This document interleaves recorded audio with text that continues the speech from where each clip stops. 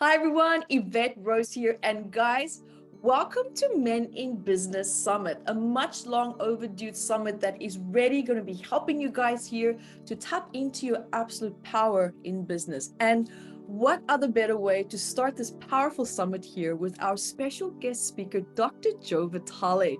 Dr. Joe, thank you so much for being here with me today. Are you kidding? I've been looking forward to this moment. I always love talking to you. Yes, I'm so excited. So guys, for those of you who don't know Dr. Joe Vitale, he is globally famous author for many best-selling books. He's also the star of the hit movie The Secret, one of the top 50 inspirational speakers in the world. He's also a musician, he's a marketer, healer, and so much more.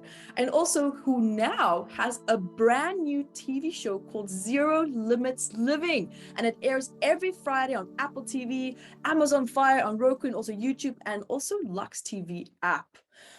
Welcome. That was quite a little intro there. Boy, you're out of breath, and I'm all excited to talk to you.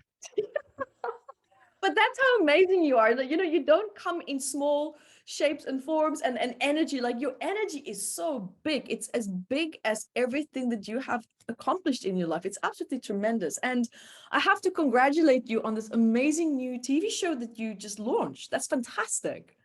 It is Zero Limits Living. I've been wanting to reach people in a bigger way. I reach them through my books. I reach them through my music. I reach them when I travel or used to travel before the pandemic. And I needed to reach them even more. Where are they? Well, they watch TV. They're sitting in front of TV sets. They're sitting in front of computers. And then I thought, well, if I can get in front of them, I have a chance to inspire them, a chance to inform them. And as luck worked out, I managed to get a deal where I'm going to be filming and airing every week throughout all of 2022. So it's a very exciting time. So excited. This is fantastic. I mean, what a beautiful way to create your own platform, also to bring other people in for you to also share that message. And this is a powerful movement forward in the sense also of creating a very powerful business structure, which is something that you are actually phenomenally good at. If there's someone that knows and understands business structure, and then when I say business structure, I don't mean just the way that you set it up, but the values that needs to go into it, the energy that needs to go into it, the way that we approach our business sets forth the foundation which we actually end up building it on, and that determines the strength of the business as well. Mm.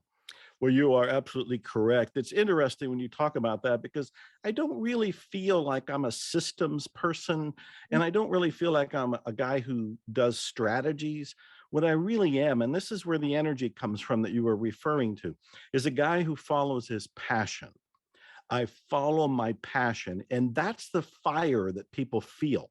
I'm following my passion to such a degree that it kind of lights other people on fire because I'm on fire. From a business standpoint, what I try to do in almost every case is I pursue my passion with an idea of what segment of the public will relate to that passion. And then I keep in, I guess, the third P, a profit. So how do I bring my passion to a segment of the public in such a way that I make a profit? When I do those three P's, which is, I guess, a kind of a strategy, then I'm fulfilling my mission, which is to inspire people. Then I'm helping people through whatever the passion is that they're also interested in. And I'm making money. And it's important to realize the reason I want to make money and then to have a profit is so I can continue sharing my passion. And so the whole thing gets into this nice ebb and flow of circulation. And as I say this, I'm not any different than anybody else. As you know, I was homeless at one point. I was in poverty for 10 years. Everybody struggles. Everybody has their rags to riches kind of a story. And anybody can do what you and I are talking about right now. Amen. And that's true. That's an actual fact.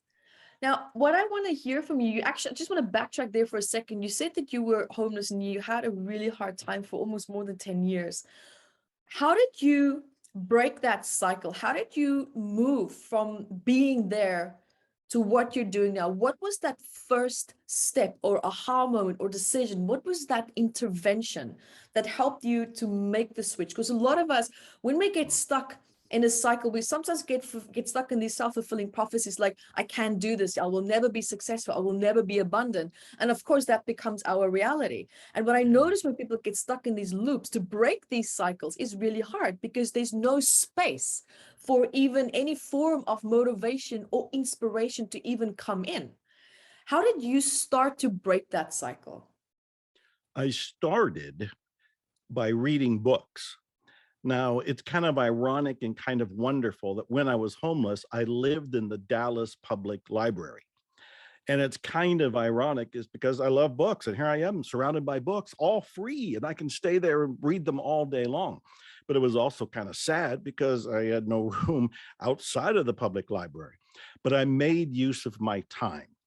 I sat in the Dewey Decimal Point 600 area, which is where the self-improvement books were, the Think and Grow Rich and The Magic of Believing and Dale Carnegie and all the legends of self-help. I read them, I studied them, I did my best to apply them in my awkward, innocent, still growing, unaware, and unconscious kind of way. So the beginning began there. And what those books were telling me is that it's my beliefs creating my reality. The book that really influenced me was The Magic of Believing by Claude Bristol. It came out in the 1950s. It's still around today. Still a powerful book. I found it exciting. I found it inspirational, but I also found it difficult, because I'm thinking, if I'm creating my reality from my beliefs, why would I create homelessness?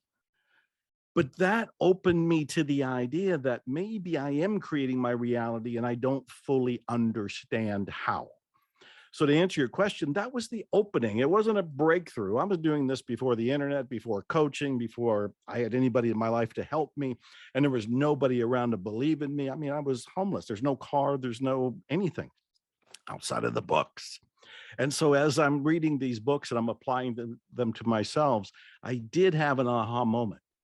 And that aha moment came from all this self-reflection. And I realized that I was modeling my life out of authors I admired who were self-destructive. Jack London, who wrote The Call of the Wild and Martin Eden and The Sea Wolf and 50 other books, he was a great American author, but he was dead by the age of 40, a suicide. Alcoholic, adventurous, womanizer, suicide. And a part of my mind thought, well, if I want to be famous as an author, then I have to have a self-destructive life. And I unconsciously remember, I didn't go out and say, oh, I'm going to become homeless. Unconsciously made decisions that put me in that kind of road to hell. And another author was Ernest Hemingway, a great American author. He's written classics of literature like The Old Man and the Sea. He died as a suicide. He was an alcoholic. He was miserable. He was unhappy. Part of me thought, well, that's what I have to do. When I awoke from reading the books and realized that's not true, that's a belief. The belief that I have to suffer to be successful can be removed and can be replaced. And I thought, well, maybe there's authors out there that are actually healthy and productive and prolific and successful. And maybe if I find them, I can actually make a difference by modeling them. And I did. And so the turning point was not a breakthrough for me. It was a slow process. The good news for everybody that's watching this is that you have this, and you have resources, and you have the internet, and you have Google, and you have YouTube, and you have coaches, and you still have books and all the other things. But when I was doing it, it was a solitary struggle. And so it took longer. That is beyond powerful. That was like a truth bomb right there. We don't realize how our environment, who we watch, and the things that they do, how we actually can subconsciously copy that. Because what I'm seeing also here, what happened with you is that, of course, when we are in a state of vulnerability, the first thing that we do is looking outside of ourselves. well, who or what can support me? Where can I look for guidance? Where can I look for something to give me some sense of relief or an escape, instead of actually going within? And what happened in that place of vulnerability for you is that you looked at other people that were not necessarily in the highest vibration for you. And that's probably where you got stuck in that loop. But I love how you just made that switch. You made that connection, and to switching that over to finding these beautiful, positive role models. Because at the end of the day, what would I like my life to look at? And that's what you asked. Well, I don't want to commit suicide at an early age. I want to live my life. That's why we set our lives the way that we do. And where did that lead you to? How did that continue to transpire for you? What was the next step? What was the next big breakthrough for you? Well, my first book was published in 1984, and it was a massive moment for me. It was a moment of celebration because finally I'm published after decades of trying, after homelessness, and I was still in poverty in 1984. So I'm still struggling to actually have a book published. My God, this is the moment. This is the moment I've been waiting for. But it was also a gigantic disappointment. Why? Because I realized with a shock that publishers don't know how to market books. They're glorified printers. And I had a small publisher who picked up my book in 1984. He published it. I had the book to hold, and I was proud of it. Mom, dad, family, here's my book. You know, I'm an author. But then I realized it's not selling. Nobody is actually doing what I didn't even understand at the time, this word called marketing. And that's when I learned marketing. I did the same thing I do with anything else I want to learn. You look at the books behind me. Those are real books. It's not a green screen or any sort of fabrication. Those are real. Those are my books, and they're all around me, and I've got a warehouse and, you know, library and this, that, and the other. I go to books. I learn marketing. I learn publicity. I learn copywriting. I learn direct mail. I learn all aspects of selling. I dive in and educate myself. Why?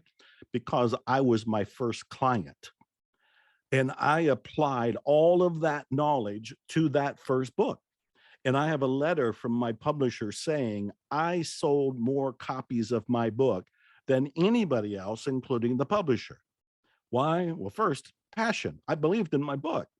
Second, I learned marketing, which I think everybody in business needs to learn, or hire somebody that's good at it to do for them. You can't skip that step. But I didn't know it. It was a wake-up call for me. So I would say the next big lesson and the next big illumination for me was learning about business and learning about marketing. Because when the word got out that my book was doing well and people would ask me, who's doing your marketing? And I would say, I am. And they would say, well, are you for hire? Well, suddenly I'm a consultant. And even today, people who have known my career for a long time still think of me as a hypnotic writer and a hypnotic marketer and a hypnotic publicist before they think of me as the guy that was in the movie The Secret, because I've been doing the marketing much longer. So 1984 would have been another turning point for me. Unbelievable. You know, this is what I absolutely admire about you. And I find so much inspiration when I have my days and I'm just like, I've had it. I just don't want to do this anymore. We've all had these moments. And I always connect to your energy actually, because you have that drive, you have that push, because when I connect to you, it's like you just have this, and I mean this in a very beautiful and humble way, but just a no nonsense approach. It's like, no, we're not going to put up with that. We're going to keep moving. No, I'm not going to allow myself to move there. We're going to keep moving. And it's not in a sergeant type of way. It's in a very inspirational, clear cut, just a moment of awareness and clarity of knowing and understanding that these are emotions that's now holding me back. Well, these emotions are now probably just old issues that's coming from the past. It's now just hindering and haunting me a little bit. And let's focus on what is right in front of us. And that's what I really like about you. I love that, actually. It's just, you kind of keep coming back to where the focus needs to be. And this is such a tremendous gift and sense of awareness that you have, because that's where I see a lot of people wobble. That's where a lot of people lose track of where, what, and how they want to do things and how to do things. So you keep staying proactive. Always, you keep staying proactive. And Mm, within that is exactly what you said, is I believe in myself. I believe in my message. I believe in what I want to do. mm, Now, there are people right now that are stuck, especially because of COVID lockdown. I mean, the way that we're doing business has changed tremendously. I mean, you and I, we do live events, and now right. suddenly we have to figure out what is Zoom, you know? Now we have to we have to change our Yeah. approach. We have to change our relationship with our audience and with our business people, with our technology. And it was a tough adaptation. And I'm seeing a lot of people adapted quite well, and a lot of people actually didn't, Mm, because there's just this resistance, or not even resistance. It's just they really truly having trouble adapting. It's like maybe some people are in denial of how their business have changed and their relationship with their business. And these people stop being proactive. They stopped learning. They mhm, stopped connecting. They stopped being cheerleaders of themselves and believing in themselves because life has given them a bit of a beating. mhm. Is there is there any advice that you can give to anyone right now that is feeling like, I'm done. I just don't want to do this anymore. But these people are Mhm. so talented. They're good at what Mm. they do. And I'm seeing this every day. There's so many things I could say right now. I have a little bit of a tough love approach, and the word love is there. I'm coming from my heart. If you can remember in the movie The Secret, I actually leaned into the camera and said, I'm going to get into your face. And what I do is just really lovingly tell people something that I feel they need to hear. So, for anybody that's feeling like they're going to give up or they don't want to do this anymore, you're not allowed to quit. You're not allowed to quit. Life Love it. won't let you. Life won't Yeah. let you. Life is going to nudge you and, if necessary, push you, if necessary, shove you. In a way, the pandemic has been a great gift. About when it first started a couple of years ago, and people were talking about, oh, conspiracy theories and this, that, and the other. And I don't believe in conspiracy theories. I believe in creating our realities and creating our solutions. But I thought, well, let me ride the wave of publicity. And I started making videos saying, yep, there's a conspiracy. It's a divine conspiracy. The divine is behind it. The divine has sent us all to our room. When the governments and everybody said, go to your room, I heard that as go inside the room in here, in yourself. We've been given a timeout, and the timeout is for us to reconnect, to meditate, to contemplate, to create. It's actually the time we were all begging for. So many of us always walked around saying, oh, if I only had the time, I'd learn Italian, or I'd open my own online business, or I'd learn how to play the saxophone, or any number of things. You've been given the time. You've been given the time to do all the things that you were saying and mumbling and complaining about that you didn't have time for. So I think all of this has been a gift. And the other thing is, we've been urged to be more creative. Now, I've written a lot of books about money and attracting money, this, that, the other. And I've often said, we don't need more money. That's what everybody thinks they need. What you need is more creativity, not more money, more creativity. So when we're sitting there going, I'm stuck, one of the first things to realize is there must be a whole lot of other people feeling the same way. And if all these people are feeling stuck, maybe that's an opportunity for you. If you come out with, and I'm just making this up on the spot. I mean, you and I didn't talk about this. So I didn't know you were going to ask that question. I didn't know I was going to say this answer, but I've I've been taught, and I teach other people to listen to complaints, because whenever you hear yourself or somebody else complain, it's an opportunity for a business. If you can solve that complaint with a product or service, you can get really wealthy. My Oh, favorite example is Uber. The two people who invented Uber were trying to get a taxi and they couldn't get one. And they said, what we need is we needed the ability to have an app, to look on our phone, push a button, and have a driver show up. Because of their frustration and their complaint, they created Uber, which became an empire of its own. So I'm saying, if there's people that are feeling stuck, stop and think. You're complaining about being stuck. Do you think other people are stuck? Probably in the millions around the planet. Well, what can you do to help unstuck them? That could be anything from a game. Maybe you create an online game. That could be an app. Maybe you create an app of some sort. That can be some sort of self-improvement project. Maybe it's a coloring book where they awaken their chakras and clean their energy as they color the coloring book that represents the physical body using different color crayons. I'm just making this crap up. I'm just freewheeling to give the example that this is what people can do. When you sit and you think, I'm stuck, I'm not doing this anymore, you're not going to get away with it. Yeah. Sooner or later, whoever you're paying rent to is going to pound on your door, and they're going to say, you either pay or we're taking you and your furniture into the street. Right. You don't get to quit. You don't get to quit. So what you need to do is turn within and start thinking of, what can I create? What am I being even asked to create? Tuning into the divine voice, the little whisper that comes in that's saying, write that book you've always wanted to write, or open that cupcake bakery and ship everything online. I mean, the heroes of the world these days are the delivery drivers that are going, despite the pandemic, delivering all kinds of crazy things. Some we need for survival and some just for fun. So I can go on a riff on this idea forever, but it's a divine conspiracy. It's a good thing. And Yeah. what we need to do is look at the good in it, pay attention to our own grumblings, and see if we can turn them into products or services. I'm just like, I wish that I was not interviewing right now and I was actually listening to this interview, which I'm going to do afterwards because I'm going to write all this down. That was fantastic. That was incredibly insightful. Does this come to you naturally? Is this just something that just flows? It's a good point. It comes naturally now. And I want to explain this because that's a great question. And I want people to understand that, again, I mentioned I'm just like everybody else. It's just that I spent more time with books and more times trying. And maybe I'm a little older than some of the people that are watching.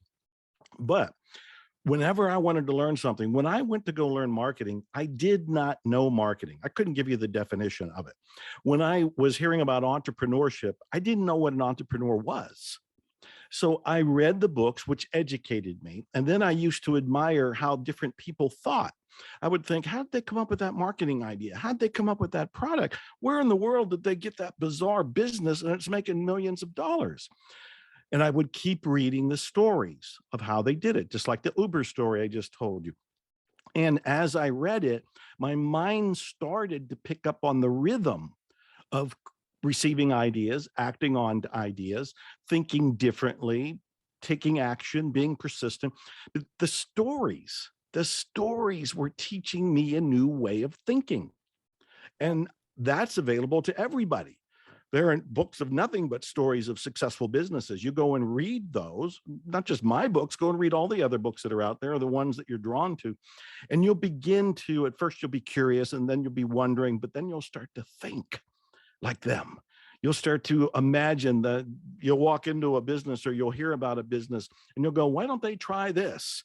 Why don't they do that? The ideas will just start coming because you educated your brain to start thinking in those terms. That's Right. how it happened for me.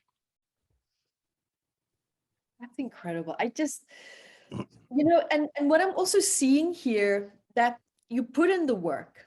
And it's really just now coming through your subconscious mind, just archived all this greatness. And whenever you need to go and find something or find an answer, there's this intuition, this natural intuitive connection that you also have to a problem, perhaps. And then going back into that subconscious archive and just combining all this amazing, great information. But also something that you do that I really admire as well is that the moment there's a problem, you don't see a problem. You see the opposite. You see now the potential of a solution. And because you're, I think, so open to solutions to come in, you don't see it as a problem, because if we see it as a problem, then of course we're going to see more problems. That's why when we start our healing journeys and we deal with issues and we feel like there's more and more coming, well, it's like, yeah, it's because you're looking for more issues. You're trying to look at what else is wrong with me. So of course, Let me address that, because you're so good at bringing up these hot buttons. These are so important to people. I have a couple fundamental beliefs that are operating in my brain. I didn't always have them. And so I'm going to share them so that other people can pick them up and use them if they want to. And one of the beliefs is there's always a way. There's always a way. So if there is a problem that surfaces and I'm looking at it going, man, how do you solve that? The backup belief that's already operating, it's on the circuit in my brain, says there's always a way. I may not know the way. I may have to either research, discover it, find it, invent it, create it, but there's always a way. That's a fundamental belief.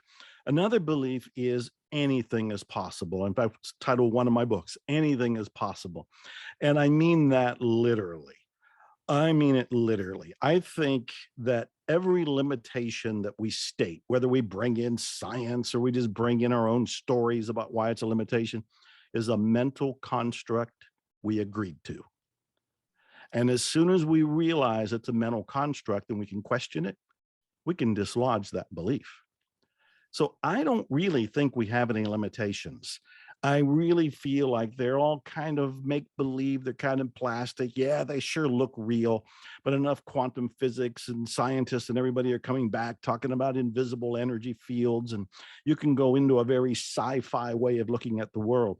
And even though I'm a material being and a spiritual being in this three-dimensional reality, I also know that there is a force within me that I'm part of that creates miracles. It doesn't have any limits. I'm the one who has limits. I remember Arnold Patton, one of the authors that I greatly admired.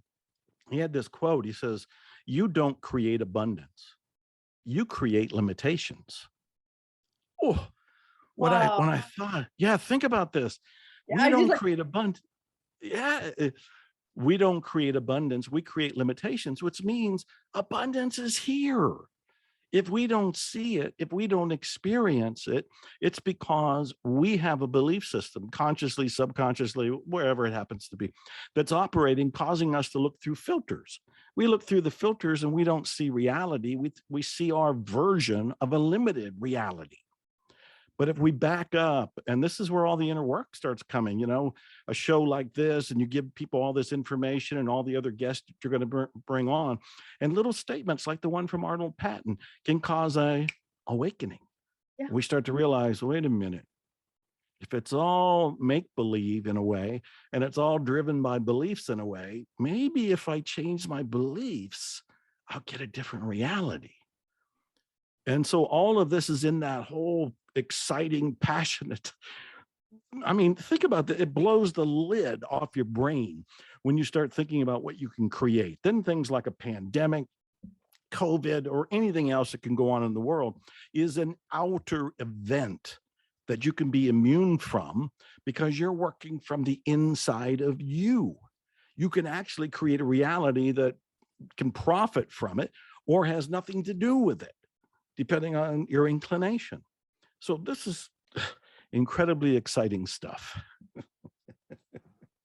So, you know, it's so powerful what you say, and it's so true as well, because I once worked with someone who was in jail for 20 years. And when he came out, I was surprised because I thought, wow, he was going to be wanting to talk to me about feeling entrapment and all these things. And we actually wanted to work on the guilt that he felt of because of the crime that he committed against someone. But I actually said to him, you know, I expected you to say that you need to work on the trauma of being stuck in the cell with no window because that was part of the punishment. And he said, you know, Evette, that's what a lot of people ask me. But in my mind, I felt free. Yeah. And these four walls did not determine my experience. What I did feel trapped by was the guilt of what I've done. And that blew my mind. It blew my mind to hear that who was sitting between these four walls for 20 years, no complaint of feeling trapped, because in his head, he felt free and his environment could not influence that. And also, that's basically exactly what you're saying. If your internal is solid, your outer world can't shake that. And part of that comes from having a mission or having meaning for your life. I'm thinking of Viktor Frankl, who wrote the tremendous masterpiece, Man's Search for Meaning. I reread it recently, and I was so amazed at the brilliance of it and the insight of it. And if people don't know who he was in the concentration camp from Hitler's time. And he was there, I think, for 4 years. And yet he survived and came out and created a brand of psychotherapy that people still use today. But one of the things he had noted is that if you have meaning for your life, I translate it as a mission for your life, then you can handle virtually anything, including a pandemic, including prison, including being a prisoner of war, which is what he was. The other thing he said, and I want to quickly make sure everybody hears this too, was that he pointed out life doesn't have meaning. You provide the meaning. And I think that's another brilliant insight, because so many of us, myself included, during the struggle years, I'm looking for the meaning. I'm looking for is like, bring me the Moses tablets and tell me what my meaning is. Tell me what my mission is. But the way Viktor Frankl discovered it was life itself doesn't have meaning. You provide the meaning. You provide the mission. And I think that's so exciting, because you're going back inside yourself. You are being empowered. I decided my mission is to inspire people to go for and achieve their dreams. And virtually everything I do, whether it's books or music or movies or now a TV show, is all designed to help people, to inspire people, to inform them on how to achieve their dreams. Why? I think that's my contribution. I think that's my mission. I think that's my meaning. That's mine.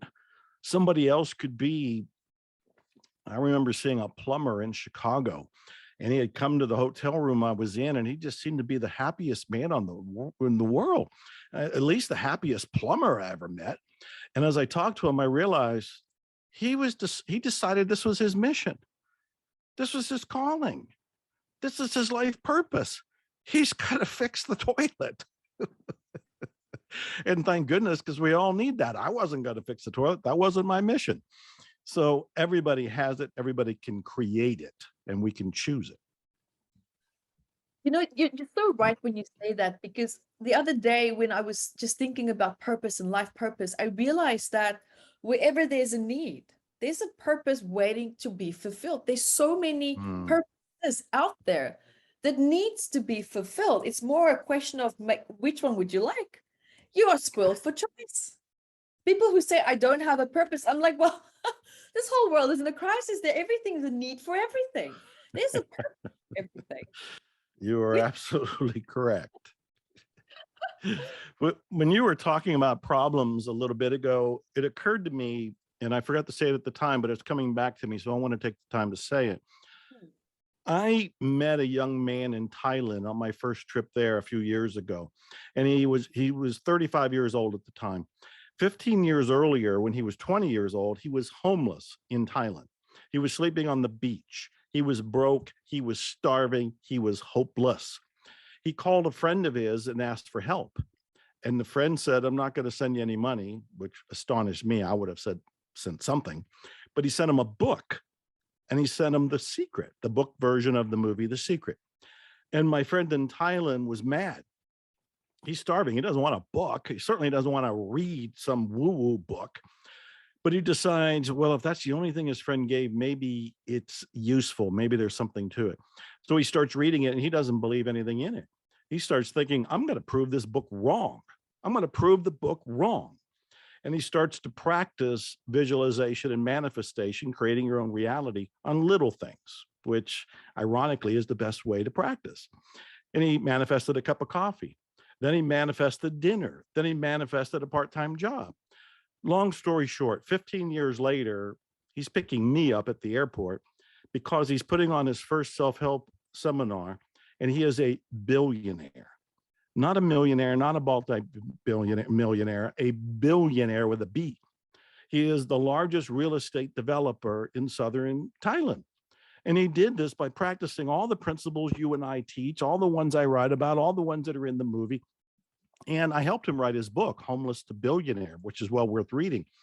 The point being, I talked to him and realized he has a giant empire of a real estate development company, but he also had 20 other businesses. And he had, I don't know, 100 and some employees. And he was pretty much operating everything from his phone. And he's 35 years old at the time. And I said, how do you handle the stress? How do you handle the problems? Because in my mind, I'd be overwhelmed. That's how I was projecting it. I'm not in that position, so I didn't really know. But as I imagined it, I thought, well, that'd be a little too much for Dr. Joe here. And he says, I kind of like problems. And that stunned me. It's like, I don't particularly like problems. He said, I kind of like problems. And then he says, I like solving them. And he looked at it like a chess game. And he spun my head around. And I started looking at problems completely differently. Instead of saying, oh, hell, here's another problem, you go, oh, juicy, here's another problem. I wonder how we're going to solve it. I wonder how we're going to profit from it. I wonder how this might lead to something really fantastic. It could be more money. It could be an empire. It could be billionaire status. And I wanted to share that story for a couple of reasons. One was the guy was homeless. Now is a billionaire, which is pretty big. And the other was the whole view of problems. Instead of complaining about the problems, pause and think back to what I said earlier. A complaint is an opportunity for a product or service. He also had the perspective that a problem was good. He liked them. And it's the attitude. It's the absolute attitude, but it's the same with you. I see that in you as well. It's if it's a challenge, it's like, okay, you go into your creative space, you go into your playful state, and it's like, how do I resolve this? It's just not a wall for you. it's right. It's opportunity. And it is an opportunity. It was early on in the pandemic. I had begun to advertise and market a seminar I was going to do live. And it was going to be for a small group of people, but they were going to pay high ticket for that. And I had a room at a hotel, and this was going to be in San Antonio, Texas. And people started to sign up, started to send their money. But then the pandemic started to get more into the news, and people started to get nervous, and they started canceling, and they started saying they weren't going to come. And that's when I thought, well, what do I do now? I have a live event that I'm promoting. And I thought, well, I actually just wrote a book called Karmic Marketing. And karmic marketing is one of the things I've practiced for the last couple of decades. So I said, well, instead of charging for it, what if I just give it away, which is karmic marketing? I'll just do it online and I'll give it away. The long story short, we had 30,000 people show up for the now free event online. 30,000 people. Now, we got to stop and think. Had I done the live event, I would have made some money. I would have made good money, but I only would have touched 50 people. By moving it online and making it free, I touched 30,000 people. It doesn't stop there, because karmic marketing, the title of my latest book, is all about giving money, giving product, giving service, knowing it will circulate out into the universe. It'll build up momentum, it'll multiply over, and it'll come back to you at least 10 times more valuable. So how did I profit from this?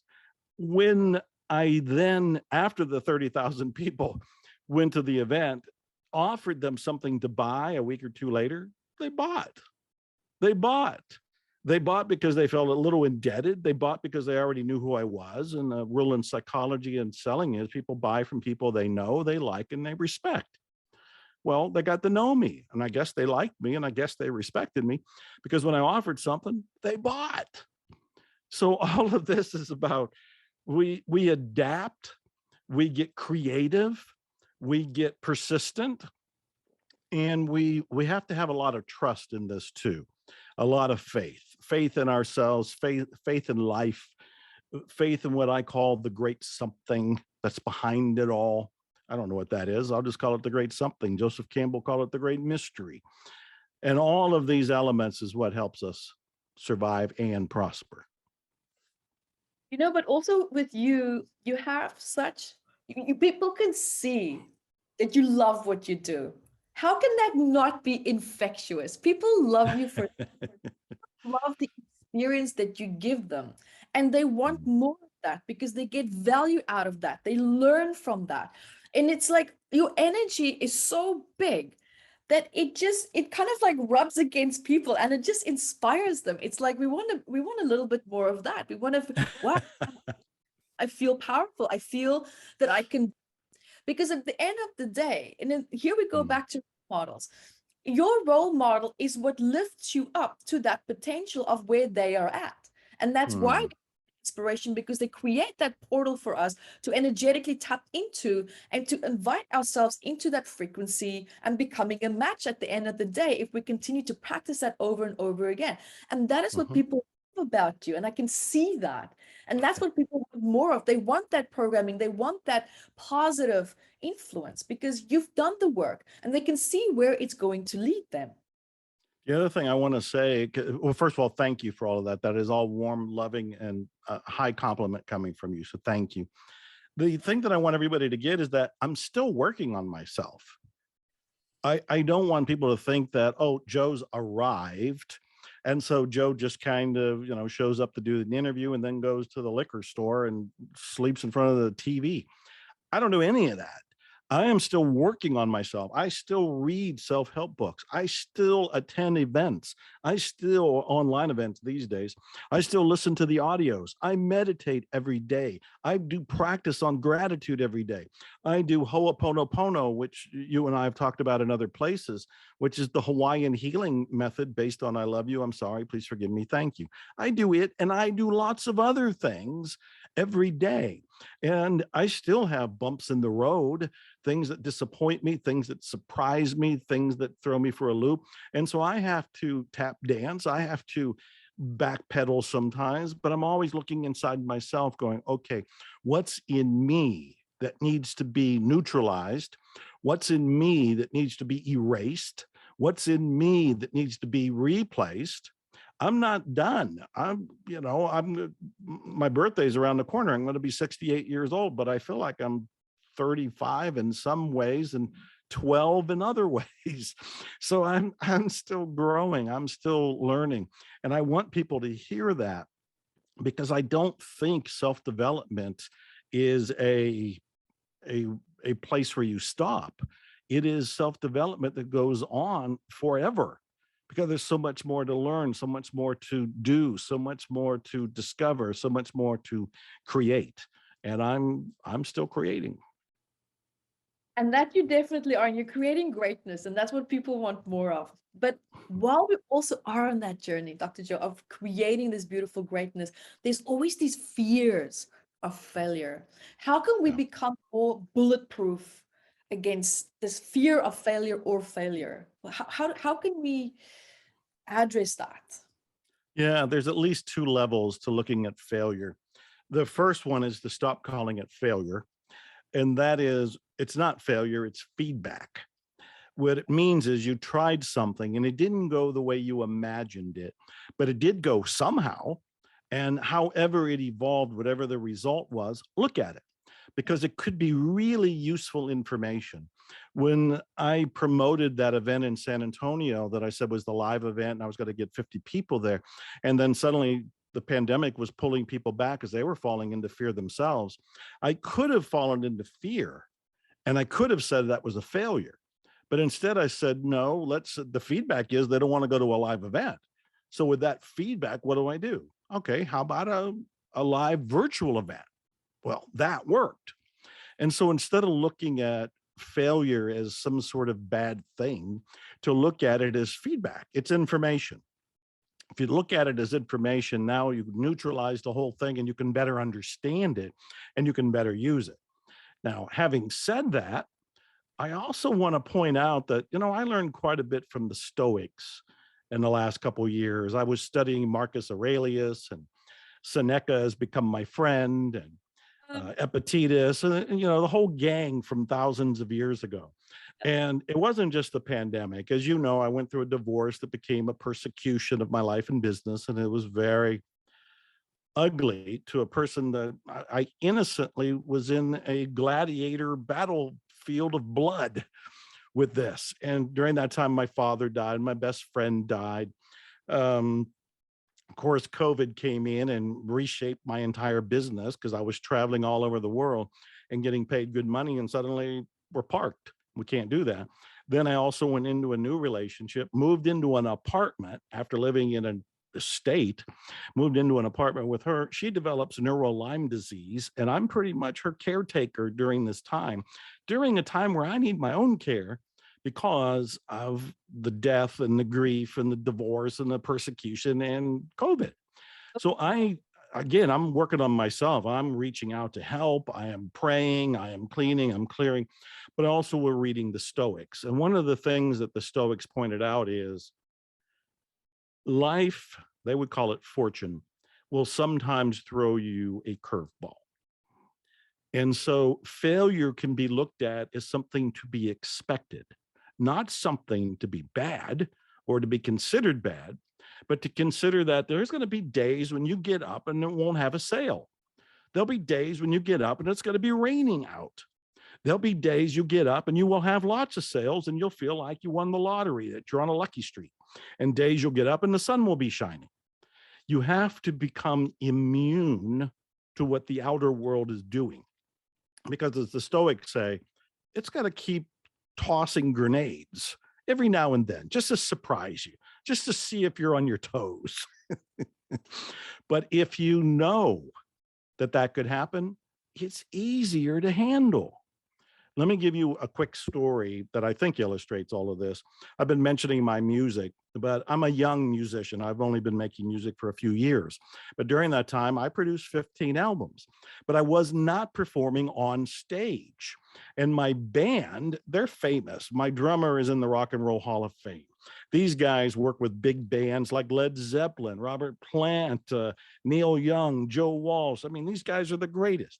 But I had never been on stage as a singer-songwriter. Been on stage as a speaker, but it's completely different to be a singer-songwriter fronting your own band. So my band shamed me into doing it. They encouraged me to do it, and I finally said yes. And so we found a date, we found a location, got it all set up, and then for the next 3 months, I shook in terror. I didn't want to do it. I wanted to back out. All of the self-doubts, all of the negativity. What if I fail? What if I fail? Was one of the big ones. It was hitting me in the head with a baseball bat. And I remember with all the different things that I was studying, I took a course online, a master class with Usher. I didn't even know who Usher was at the time. All I knew was that this performer was going to teach you how to perform. And I thought, okay, I don't know who he is, but I'll pay for this. It was a wake-up call. One of the things Usher said, and I never forgot it, and this is for everybody watching. Usher said, you're going to prepare. You're going to practice. You're going to memorize your songs, your dance routine. If you're dancing, you're going to make sure everything is perfect. And he says, on the night of the performance, something's going wrong. And then he gave a couple examples where he was opening for a show that was to last for 2 hours. And on the opening number, he broke 2 of his ribs. Oh. He knew something was going to go wrong, and he kept performing for the next 2 hours. No. He said, if you have the understanding that there could be a failure, again, this is all perception, but if you could have the perception there could be a failure, there could be something wrong. When something does happen, you're not devastated. You kind of shrug and go, oh, yeah, we knew something would be there. There it was. So that fortified me. And I did go on stage and I did have my band of legends and we did have problems, serious problems, but none of it fazed me. I remember just kind of going with the flow. It's like, oh, okay, well, that's not working. Let's try this, and pulled this stand over and did blah, blah, blah. We did fantastic. And I got a standing ovation. Wow. So failure can be feedback, and failure kind of can be expected. But when you expect it, it doesn't have to hurt you then. It doesn't have to stop you. It takes the anticipation of something going wrong out of it, because that's also where, I mean, even when you look at it from a biological perspective, the body hates anything unexpected from happening. So it goes into that fight and flight. And what we're basically doing is now we're going and we're saying, hey, well, okay, here is the problem. And the body's like, oh, here's the problem. Let's just assume something is going to go wrong or already went wrong. Imagine the worst case scenario, maybe come up with 3 possible solutions. So you can just find that sense of refuge in knowing that there are plausible solutions, even though it's something that might not even actually happen. But it's also probably a good way of tricking the mind into thinking, well, I am now in a state of safety because there's a solution that I can hold on to. Right. Would that work as well? Yes. In fact, the ancient Stoics practiced something called negative visualization. And negative visualization is that, as repulsive as it sounds, they would imagine worst case scenarios. You know, what if the king is betrayed? What if this army over here rises and attacks us? And part of what they were doing is what you just explained, is that by knowing it could happen, they could formulate a strategy to handle it should it come up, but also B, if something does show up, it's not really a surprise at that point. And it's the surprises that really take the wind out of us and can sometimes stop us or stall us. So the negative visualization could be one way to prepare. Now, I'm all for positive visualization at the same time, and I would prefer it. I didn't sit around thinking of all the things that could go wrong when I was going to be on stage as a singer-songwriter. I saw myself performing the way I wanted to perform. So I was programming my body and mind to do this. So I didn't see myself making mistakes, but I kept Usher's reminder in mind that, you know, you're going to do all of these preparation steps, but when you're there, you got to trip in some way. Something's got to happen. You know, the power's going to go out. And there was a big storm. There was, you know, people couldn't make it that we're going to make it. And that was a little disappointing. But a part of me at the same time was going, Usher said something would happen. The good news is I didn't break 2 ribs like he did. Taking your state of the highest regard, but also be, you know, just be resilient to any stress Yes. that and again, probably seeing the problem just as an opportunity, or that there will be a solution for it, just knowing that there will be something, a positive upliftment from it. It's not going to be your downfall. There are so many things we can talk about. I want to make sure I say this because I was on a radio show a couple months ago, and they gave me this question. It came out of nowhere, but it was a brilliant question. It was like a lightning strike to me, though, because I hadn't heard it before. And he said, out of everything you've written, out of everything you've read, out of everything you've done, what is the one thing that always works?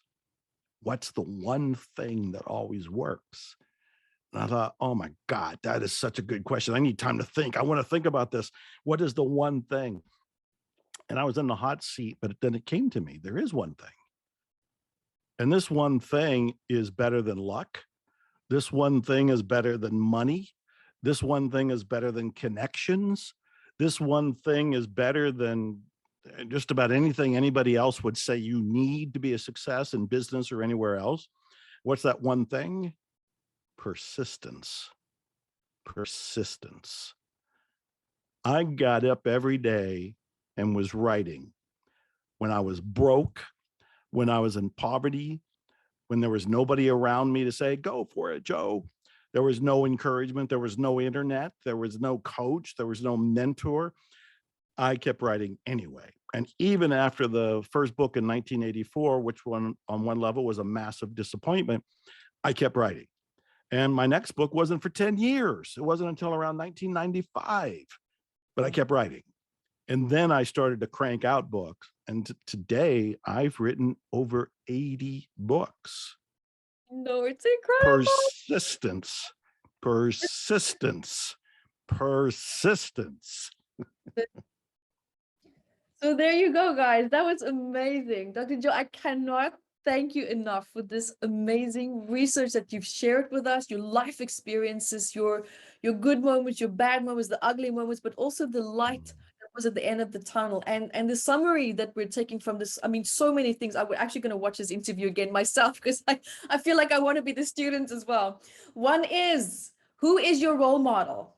And if it's someone that you would like to end up like being, if the answer is no, find a new role model. Be proactive, learn. Also be passionate about yourself and your vision and believe in yourself. Be your own best cheerleader and see the power and feedback. Yeah. Tremendous power and feedback. I love that. Is there anything or any last message quickly that you would love to share with our viewers? Maybe there's just someone that's just feeling a little bit like they don't know what they want to do with their career, or they're having we all go through a career crisis, right? And Right. where we feel like and I think it's when they say when you go into your 40s, if the people have like a midlife crisis. I've noticed people have like a spiritual crisis, we have a business crisis. There's so many types of phases that we go through. Is there anything that you would love to share with people who perhaps are going through a business crisis right now? Well, there's so many things I could share. I would say at least two things. One is it's only temporary. This is temporary reality. There's the famous quote, this too will pass. This too will pass. I tell people that current reality is going to change all by itself because it's the nature of life. It's the reason you can't get away with just sitting and doing nothing. Life is going to move. Life is movement. The decisions and the actions of everybody around you and in the world itself creates a momentum that's going to pick you up, and it's going to move you, even if you're not willing to be moved at that point. But here's the thing.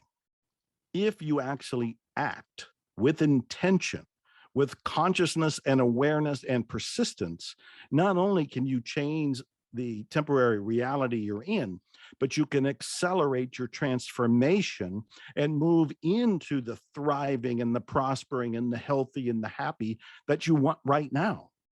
So this too will pass, but you can speed it up by doing a whole lot of things. That's the first thing I would say. The second, go watch my TV show, Zero Limits Living, every Friday, Apple TV, all the other places we were talking about. You can download the Lux TV app, or you can look at it on YouTube. Zero Limits Living. Amazon Fire as well, YouTube, Lux TV, Yes. and Apple TV, Thank you. and Roku as well. Yes. Thank you. Thank you. I'm so excited. I love this movement that you created. I'm gonna jump into it. You're gonna have a fan from Bali, Indonesia, supporting you in that. I absolutely love it. I Oh, love the message. And thank you for your light, your love, your time, your energy, and being this source of support for people to lean on in their time of need. And I mean, the world is now much more so now ever in its most vulnerable state. And I love the fact that we as light workers can step up and to help and support people and to come together to create this powerful platform. And thank you so much for being part of that platform and movement. I'm tremendously thankful. I love you and I love what you're doing. So Godspeed to you and all your viewers. You're on a great mission, helping people to awaken. I'm glad to be part of it. I'm flattered. Thank you. Thank you so much. Take teamwork to make your dream work. So thank you so much, Dr. Joe. And guys, thank you so much for being here as well. And until next time, be the light that you are.